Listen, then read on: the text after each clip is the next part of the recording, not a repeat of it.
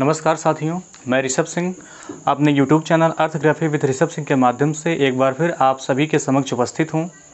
जैसा कि आप सभी लोग जानते हैं कि मेरा इस YouTube चैनल पर एक बृहद भूगोल का क्रम चल रहा है और उसी क्रम के अंतर्गत हम खगोलीय भूगोल का अध्ययन कर रहे हैं। खगोलीय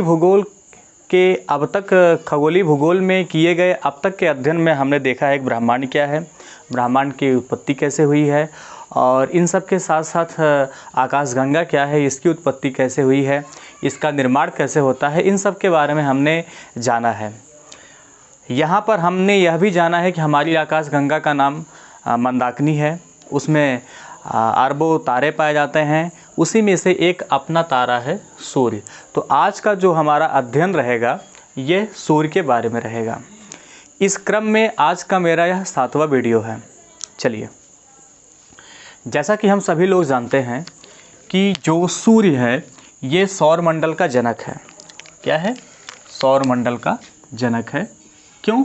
क्योंकि आपके सौरमंडल की उत्पत्ति, सौरमंडल का तात्पर्य यहाँ पे ग्रहों, उपग्रहों, क्षुद्र ग्रहों, उल्कापिंड, धूमकेतु आदि से है। सौरमंडल का जनक सौरमंडल के केंद्र में भी है, साथ ही साथ सौरमंडल के ऊर्जा का प्रधान स्रोत है। अर्थात सौरमंडल में जो भी ऊर्जा हमें प्राप्त होती है उसका मुख्य स्रोत कौन है? सूर्य है। यह एक मध्यम आयु व मध्यम वर्ग का तारा है।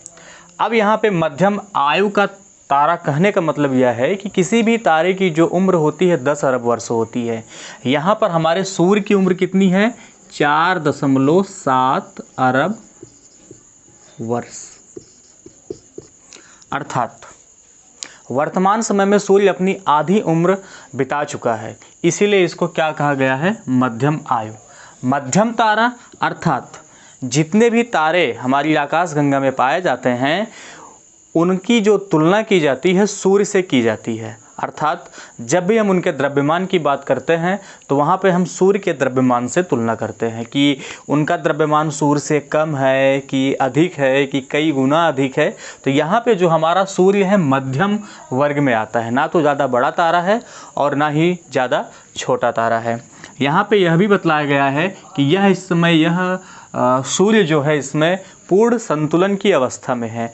पूर्ण संतुलन की अवस्था का मतलब यह होता है कि जब कोई तारा अपनी पूरी एक उम्र में आ जाता है, अपनी आधी उम्र में आ जाता है, तो वो पूरा मैच्योर हो जाता है। उसी को यहाँ पे पूर्ण संतुलन की अवस्था कहा गया है। अब सूर्य की उम्र धीरे धीरे घटेगी, बढ़ेगी नहीं। यहाँ पर सूर्य के व्यास के बारे में देखते हैं। जैसा कि हम सभी लोग जानते हैं किसी भी गोले का जो आधा भाग होता है वो व्यास कहलाता है और सूर्य का जो व्यास है ये 13.84 लाख किलोमीटर है। कितना है? 13.84 लाख किलोमीटर। उम्र के बारे में हमने यहाँ पे चर्चा कर ली कि सूर्य की उम्र कितनी है? 4.7 अरब वर्ष। अधिकतर परीक्षाओं में ऑप्शन में हमें 5 अरब वर्ष दिया जाता है, वह भी सही है। तापमान, सूर्य का तापमान आप जानते हैं कि आपके सौरमंडल का जो ऊर्जा का प्रधान स्रोत है वो कौन है? सूर्य है। इसके केंद्र में जो तापमान होता है वो अधिक होता है और सतह में जो तापमान होता है वो अधिक होता है। केंद्र में तापमान जो होता है 15 मिलियन डिग्री सेल्सियस होता है, 15 मिलियन डिग्री सेल्सियस, और सतह पर जो तापमान होता है 6000 डिग्री सेल्सियस होता है। ये आपका केंद्र हो गया, ये आपका केंद्र हो गया। तो ये केंद्र का तापमान हो गया और ये आपकी सतह हो गई। सूर्य की सतह को हम फोटोस्फेयर कहते हैं। क्या कहते हैं? प्रकाश मंडल। जो प्रकाश सूर्य से पृथ्वी पर आता है वो कहाँ से आता है? प्रकाश मंडल से होकर के आता है। अर्थात सूर्य की वह सतह जो पृथ्वी से दिखाई देती है वह कौन सी सतह है? प्रकाश मंडल। अंग्रेजी में इसे फोटोस्फीयर के नाम से जाना जाता है। बात करते हैं सूर्य के द्रव्यमान की। तो किसी भी तारे का अपना एक द्रव्यमान होता है जिसमें हाइड्रोजन और हीलियम गैसों की प्रधानता होती है। सूर्य की बात करते हैं तो सूर्य के द्रव्यमान का 70% भाग हाइड्रोजन है और 28% भाग क्या है? हीलियम है। निश्चित रूप से एक समय ऐसा आएगा जब यह 70% हाइड्रोजन पूरी तरह से बदल करके हीलियम में बदल जाएगा। उस समय सूर्य रेड जाइंट स्टार कहलाएगा, लाल दैत्याकार दानव तारा कहलाएगा। बात करते हैं पृथ्वी से सूर्य की दूरी। निश्चित तौर पर हम पृथ्वी के निवासी हैं और हम यहाँ से सूर्य का अध्ययन कर रहे हैं, तो हमें सूर्य से या पृथ्वी से सूर्य के बीच की दूरी के बारे में जानना भी बहुत ज़रूरी है। तो पृथ्वी से सूर्य के बीच की जो दूरी है वो 14.97 करोड़ किलोमीटर है। कितनी है? 14.97 करोड़ किलोमीटर। माफ़ कीजिएगा, 14.96 करोड़ किलोमीटर है।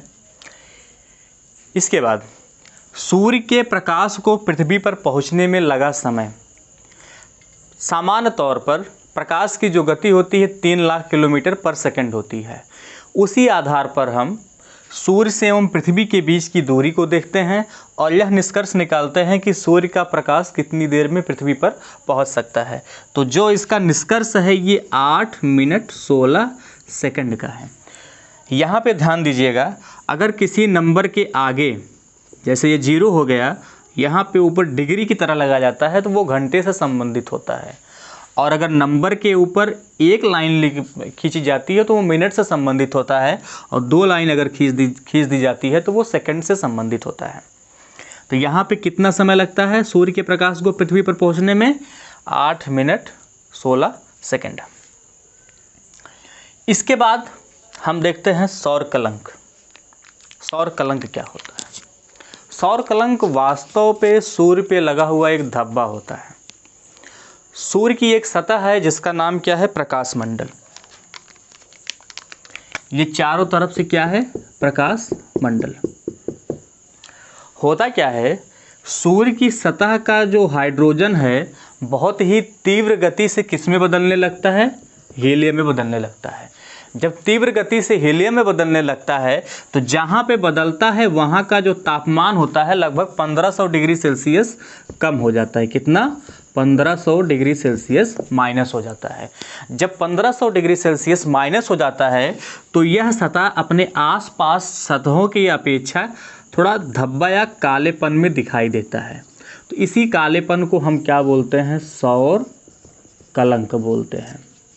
सामान्य तौर पर सूर्य की सतह का तापमान 6000 डिग्री सेल्सियस होता है, लेकिन जब प्रत्येक 11.1 वर्ष के बाद सौर कलंक दिखाई देता है सूर्य की सतह पर तो उसका तापमान कितना हो जाता है? 4500 डिग्री सेल्सियस हो जाता है। अर्थात 6000 में से 1500 माइनस हो जाता है तो बचता है कितना? 4500 डिग्री सेल्सियस बचता है। तो यहाँ पे सूर्य से संबंधित कुछ महत्वपूर्ण तथ्यों के बारे में आपको बताया गया। जैसा कि इसके पहले की वीडियो में हमने बताया था कि सूर्य स्थिर नहीं है, सूर्य भी किसी के केंद्र का चक्कर लगा रहा है, वह है अपनी आकाशगंगा मंदाकिनी। कहा जाता है कि सूर्य हमारी आकाशगंगा मंदाकिनी के केंद्र का चक्कर लगभग कितने वर्षों में लगाता है? 25 करोड़ वर्ष में लगाता है। कितना? सूर्य द्वारा मंदाकिनी का चक्कर कितने समय में लगाया जाता है? 25 करोड़ वर्ष, जिसे कॉस्मिक ईयर या सौर वर्ष के नाम से भी जानते हैं। तो आज के वीडियो में हमने देखा कि सूर्य क्या है, सूर्य की अवस्था क्या है, इसका व्यास कितना है, इसकी उम्र कितनी है, तापमान केंद्र में कितना होता है, सतह पर इसका तापमान कितना होता है, द्रव्यमान में किन किन तत्वों की अधिकता है, हाइड्रोजन 70% है, हीलियम 28% है तथा अन्य भारी गैसें 2% में आती हैं। पृथ्वी से सूर्य के बीच की दूरी क्या है, सूर्य के प्रकाश को पृथ्वी पर पहुंचने में कितना समय लगता है और सौर कलंक क्या है। हम अपने अगले वीडियो में देखेंगे कि सौर मंडल क्या है। क्योंकि सौर मंडल का जो मुखिया है वो कौन है? सूर्य है। तो सूर्य के बारे में हमने पढ़ लिया है।